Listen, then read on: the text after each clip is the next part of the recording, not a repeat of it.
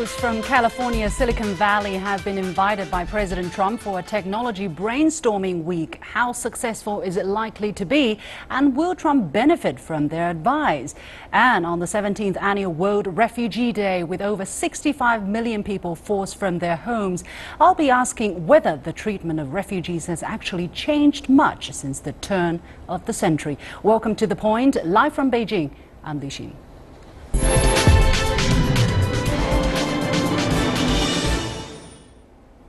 To start off the program, there is shock and outrage across the U.S. after the news that Otto Warmbier, the 22-year-old student who was returned in a coma last week after 17 months as a prisoner in the DPRK, has died in a Cincinnati hospital. Warmbier was arrested at Pyongyang airport in January 2016 and sentenced in March to 15 years hard labor for allegedly taking a propaganda poster from his hotel where he had been staying as part of an organized tour. His parents say that his death was the result of awful, torturous treatment he received in North Korea. The DPRK claims Warmbier contracted botulism soon after his trial in March 2016 and had been in a coma for a year, and that it was acting on humanitarian grounds in sending him home.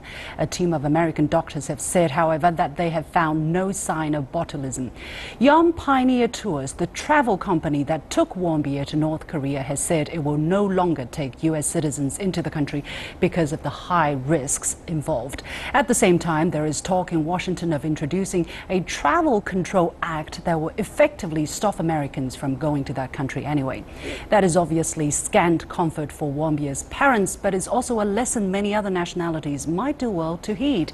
No matter what happened, the fact remains that Warmbier was not able to receive the necessary medical attention he obviously deserved while in custody in the DPRK. Many will continue to ask why it took so long for him to be repatriated. The death of Warmbier demands an answer.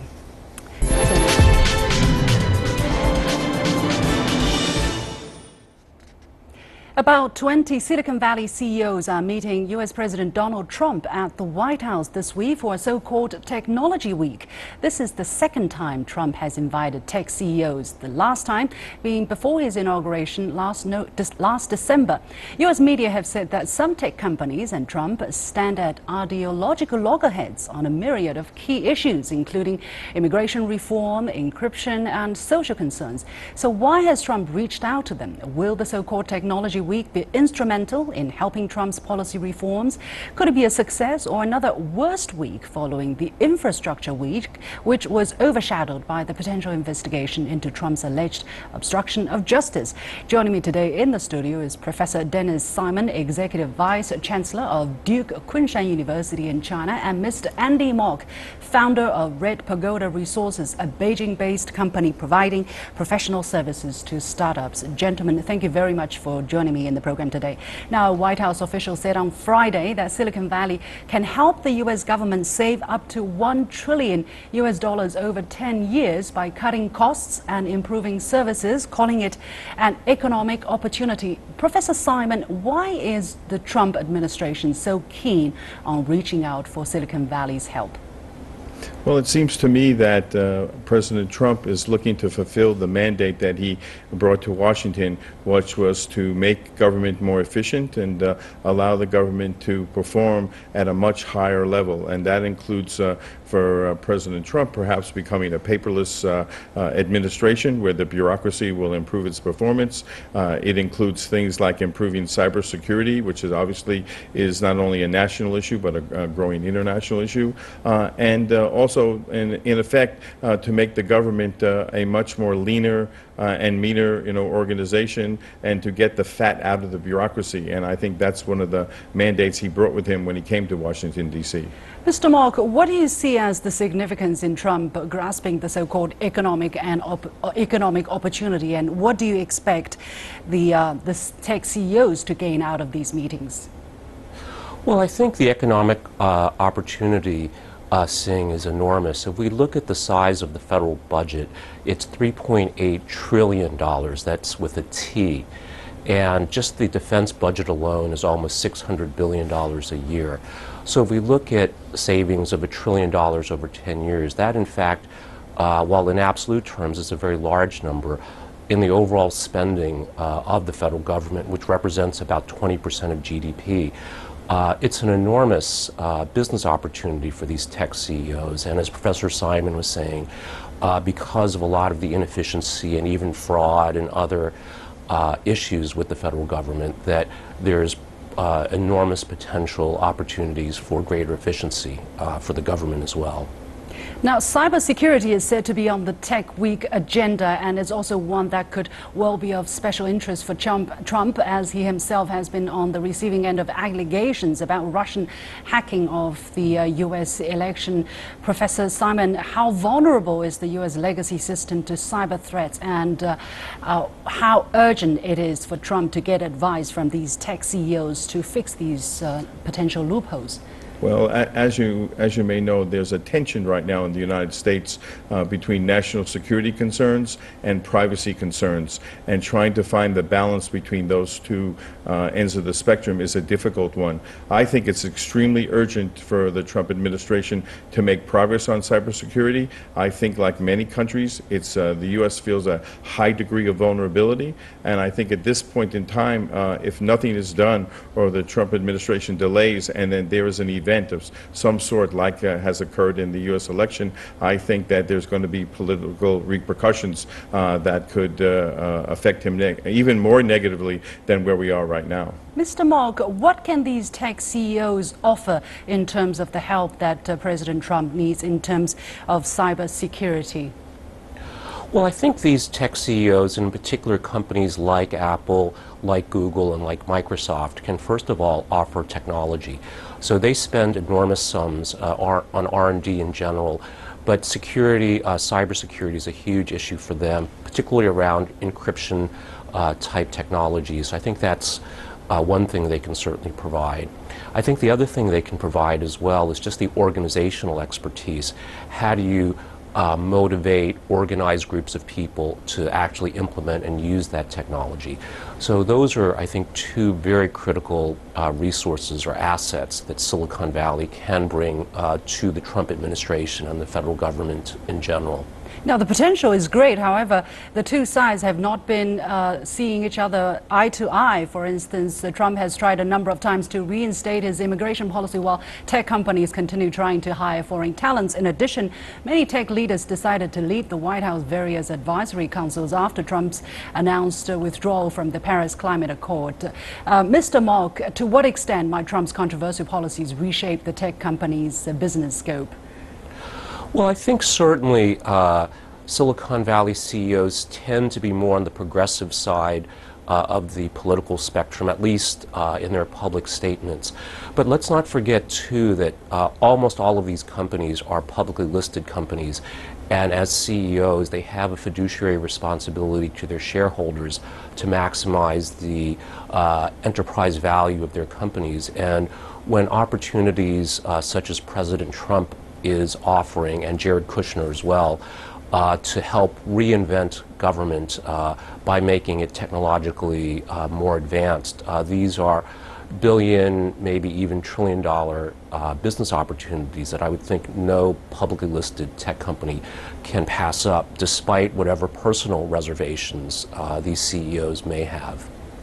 Ahead of his Monday meeting with President Trump, Apple CEO Tim Cook pointed out numerous ways he disagrees with Trump, but stated that he cares deeply about America. Cook said America is more important than bloody politics. Professor Simon, how do you see such a contradiction where tech leaders opt to engage in a tech week while opposing Trump, possibly on a personal level, but still opposing Trump, and even openly?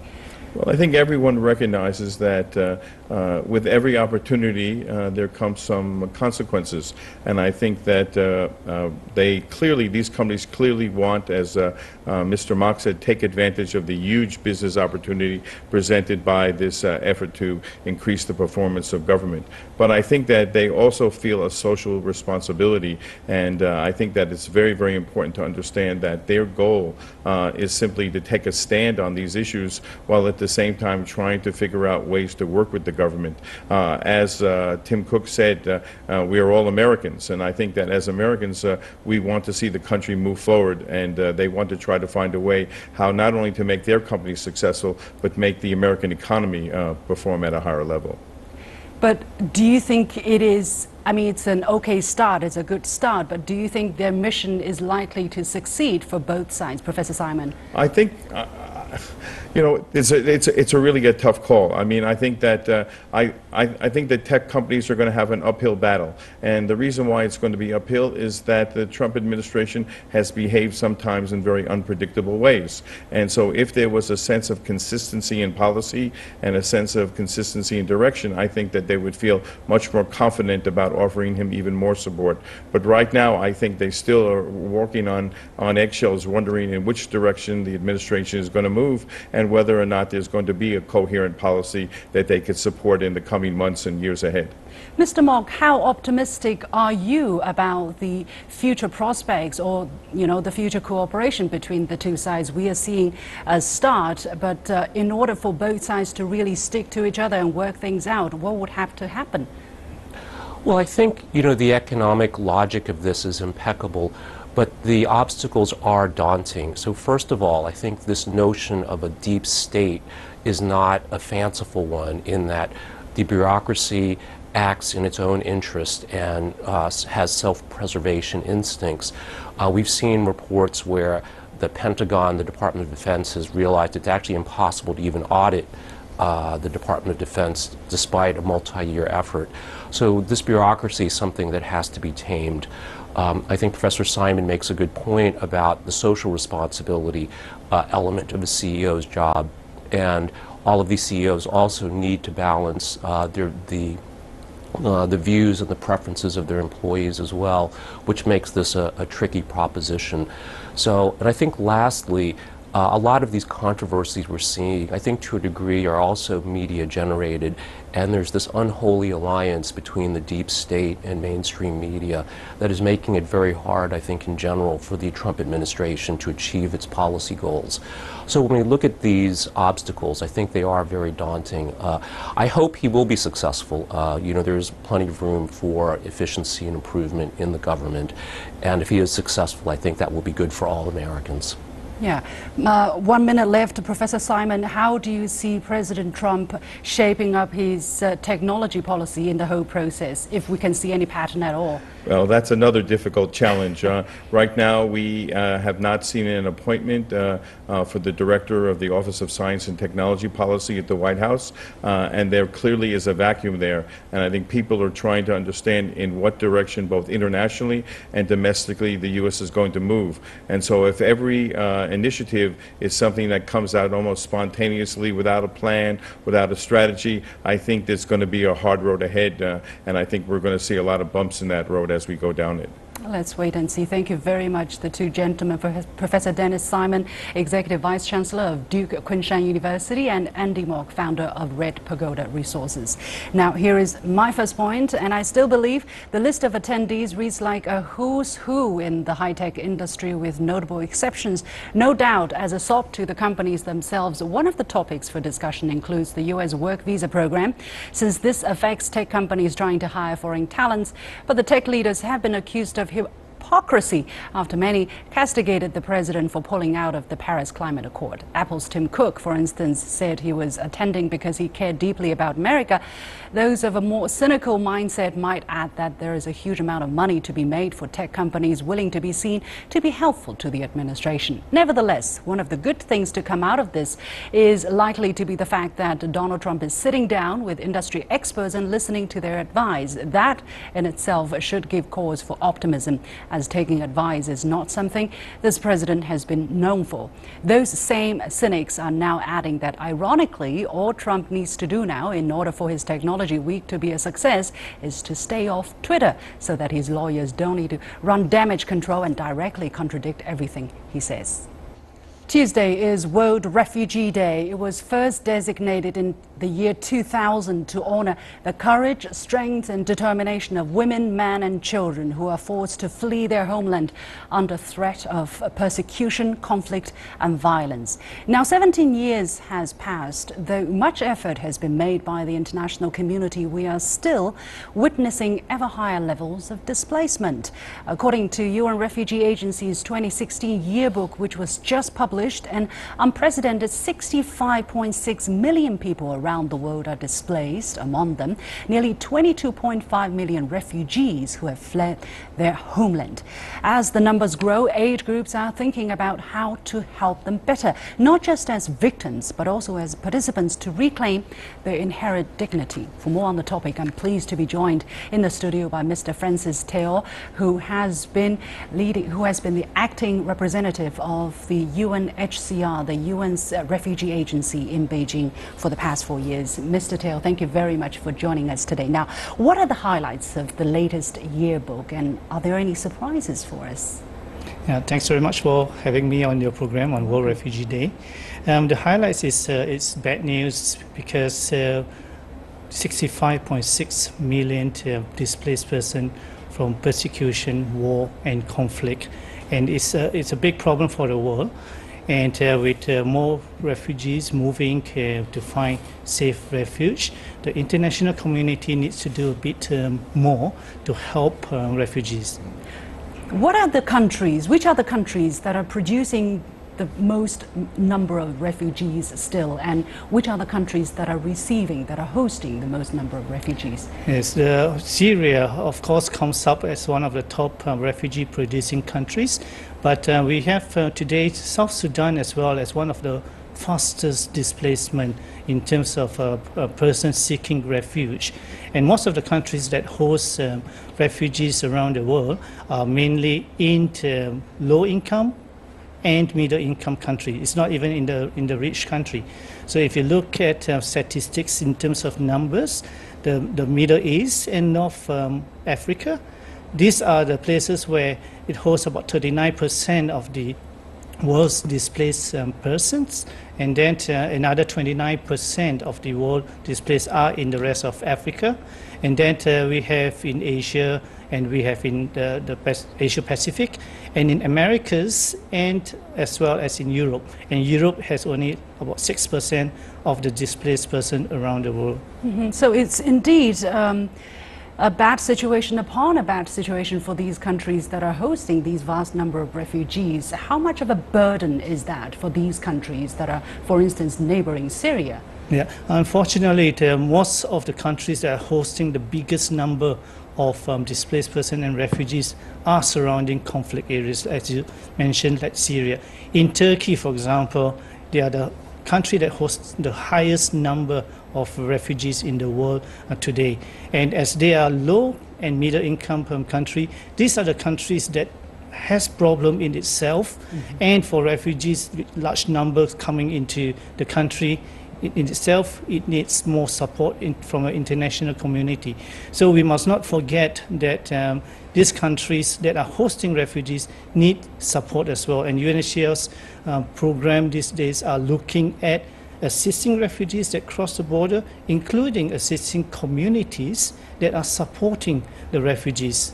How much effort has been put in these work, and how successful, how effective have you been? I mean, we have been hearing news about still refugees trying to cross rough seas to enter from Africa to go into Europe, and they die on the sea almost on a weekly, if not daily basis. How much effort has been done, and how successful so far?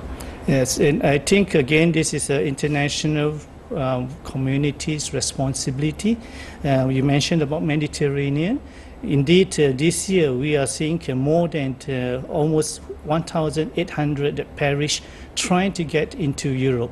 And the reason for population movement is the countries where they first cross the border into, there are problems in itself that needs international support in order that we can sustain and assist refugees in that area instead of them moving onwards to find a better place. It's good to mention that in September last year in New York, there's a UN General Assembly, where you have a summit on refugees and migrants. And there in itself, you have 193 UN member states that have signed on to the summit in order to have a shared responsibility to address this huge population movement of refugees. Since you mentioned this high-level UN summit, according to the UNHCR, it's a historic opportunity to come up with a blueprint for a better international response and a watershed, and this was considered a watershed moment to strengthen governance of international migration and a unique opportunity for creating a more responsible, predictable system for responding to large movements of refugees and migrants. Almost a year has passed. Have we made these reality? Have we met these goals? Yes, I think at the summit itself, a country like China, for example, the Premier Li at the summit has pledged additional funds to assist in the refugee situation. Has China honored its promise? Yes, for example, with UNHCR, China has provided funding for Syrian refugees in Iraq and has given UNHCR $2 million. And then for the Afghanistan operation, China has already funded $1 million for the winterization program.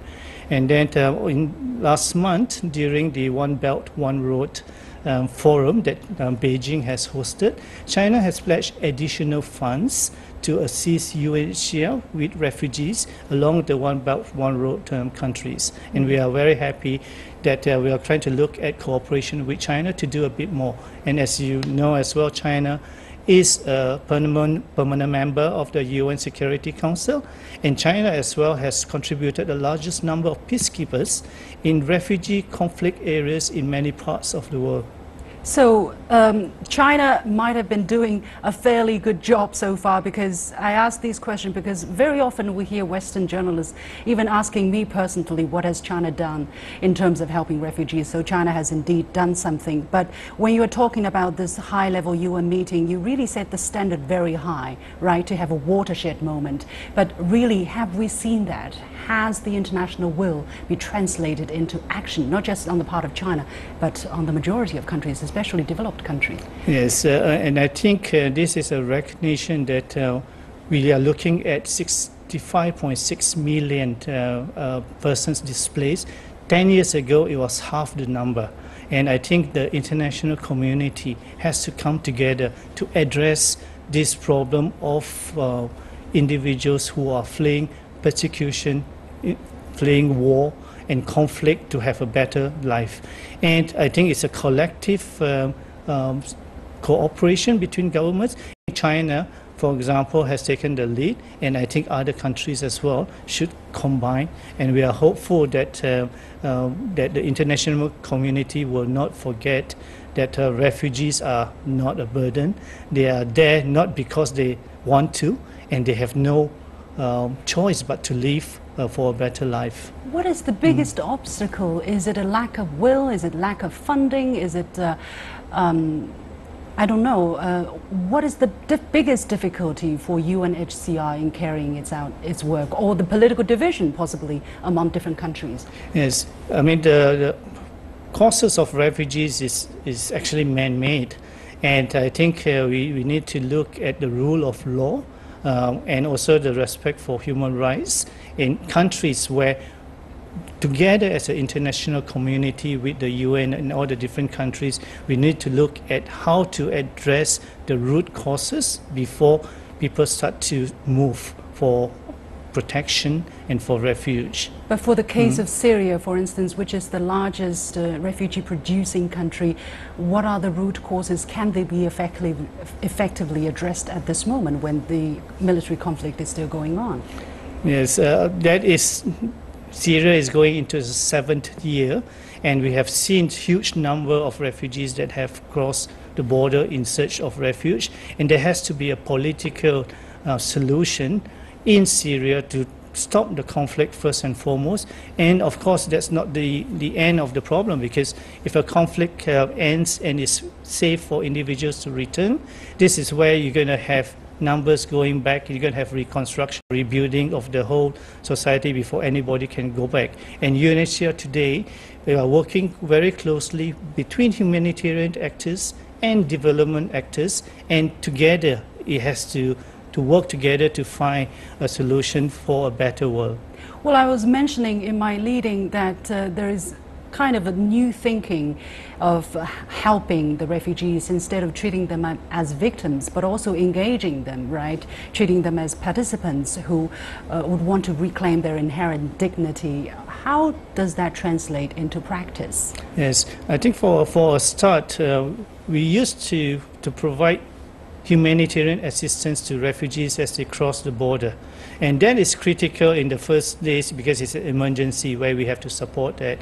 But then we have to start involving to provide jobs for refugees and for the local communities to work together to help, because we are giving back dignity to refugees to be able to work. And they don't want to just continue receiving money and have their whole lives stored, and they would like to continue. And refugees do contribute to the communities, and refugees do contribute with what they have in terms of culture, language, and the things that they bring from their countries. So I think it's very important that when it comes to assistance for refugees, that we involve as well providing refugees with the resources that they can improve themselves and allowing them to work and not continue to be dependent on getting aid for the rest of their life with no plans in the future for them. Helping them stand on their own grounds. Yes, thank you very much. Mr. Francis Teo, acting representative of the UNHCR in Beijing. And here is my last point. Now, the UN's refugee agency head actually told me during an exclusive interview last year that the fundamental problem with countries such as Afghanistan is the failure of peace building after war, and that is why so many years after the war ended there, it is still among the top 3 refugee-producing countries in the world, together with Syria and Somalia. After foreign intervention, there was inadequate input to rebuild the country and bring back lasting peace. Unfortunately, with Western interventionism showing no signs of abating, this trend is likely to repeat itself in other parts of the world. That's all for this edition of The Point. As always, follow me on Twitter or visit our Facebook page using the handle The Point with LX.